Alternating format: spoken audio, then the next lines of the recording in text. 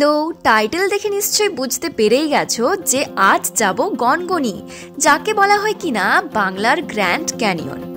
তো আমি রেডি হয়ে চলে এসেছি রিপনদের বাড়িতে। সেখান থেকেই দুজনে মিলে বাইকে করে চলে যাব গনগনি। আসলে আমাদের যাওয়ার জায়গাটা ছিল আলাদা, কিন্তু আমরা যেটা ভাবি সেটা কি হয়, যা হওয়ার থাকে সেটাই হয়। আর দেখবে আমরা শেষে বুঝতে পারি যে যা হয় সত্যি ভালোর জন্যই হয়। আর তোমার এসে কেমন লাগছে? ভালো লাগছে। অ্যাকচুয়ালি আমার শরীরটা একটু খারাপ ছিল, বাট এখন এসে একটু বেটার ফিল করছে। ঘরে থাকার থেকে মনে হচ্ছে এখানে দিলে বেটার।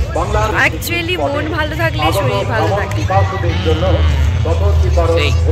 গনগনিতে আগেও এসেছি, কিন্তু এবছর এত ফুল গাছ লাগিয়েছে, এত রং বেরঙের ফুল, সেই ফুল দেখলে যে কোনো কারোর মন ভালো হয়ে যাবে।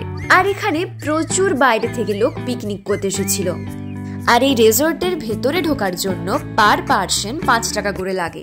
যারা রেজর্টের ভেতরে পিকনিক করবে তাদের হয়তো টাকাটা আরো বেশি লাগবে, কিন্তু আমাদের মতো যারা এমনি ঘুরতে আসবে তারা ওই 5 টাকা দিয়েই সারাদিন এখানে সময় কাটিয়ে দিতে পারে।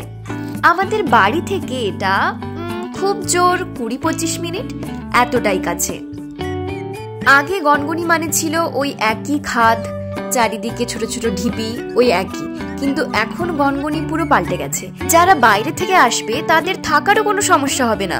এই জায়গাটা রাত্রেবেলায় লাইট দিয়ে আরো সুন্দর করে দেয়। আর এখানেই এসেছিলাম আমার মেজদির রেজিস্ট্রির সময় ছবি তুলতে।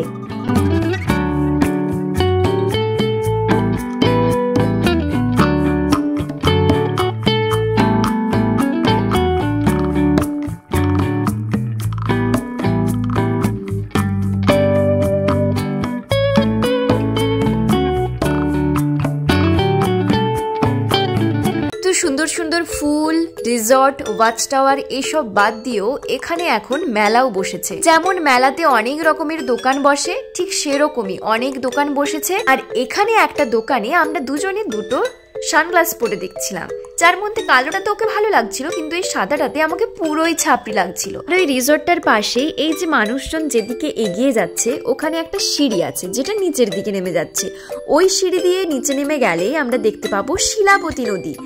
আর এই শিলাবতী নদীর ধারেই রয়েছে ওই ঢিপিগুলো। ওই জায়গাগুলোতে অনেক সিনেমার শুটিংও হয়েছে জানো তো। আর এখানে অনেকে পিকনিকও করে, কিন্তু আমরা আর সিঁড়ি বেয়ে ওই দিকে আর নিচে নামিনি, নদীর কাছে আর ওই ঢিপিগুলোর কাছে। তাই আমরা ওপরেই ছিলাম, এই মেলার কাছে আর রিসর্টের কাছে। দেখতেই তো পাচ্ছ এমন কোনো দোকান নেই যেটা এখানে নেই। চা থেকে শুরু করে আইসক্রিম, তারপর ওখানে হাতে একজন ট্যাটুও করছিল। আর এখানে বাচ্চাদের অনেক খেলনার দোকান, সেই দোকানে তো পুরো ভর্তি হয়ে গেছে। আর এখানে মেয়েদের তো হারের কালেকশন, ওয়াও! আমার তো নিতে ইচ্ছে করছিল, কিন্তু কিসের সাথে পরবো সেই ভেবে আর নেওয়াই হলো না। তোমরা যদি কোনো একদিন ছুটির সময় কাটাতে চাও তো গনগনি তোমাদের জন্য খুব ভালো ডেস্টিনেশন হতে পারে, কারণ এখানে থাকার জায়গাও আছে। সব শেষে বলি, তোমাদের নতুন বছর খুব ভালো কাটুক। সবার জীবনে অনেক সমস্যা আছে, কিন্তু সেই সমস্যা থেকে লড়ে সবাই খুব আনন্দে কাটাক। টাটা, দেখা হচ্ছে আরো কোনো একটা ব্লগে।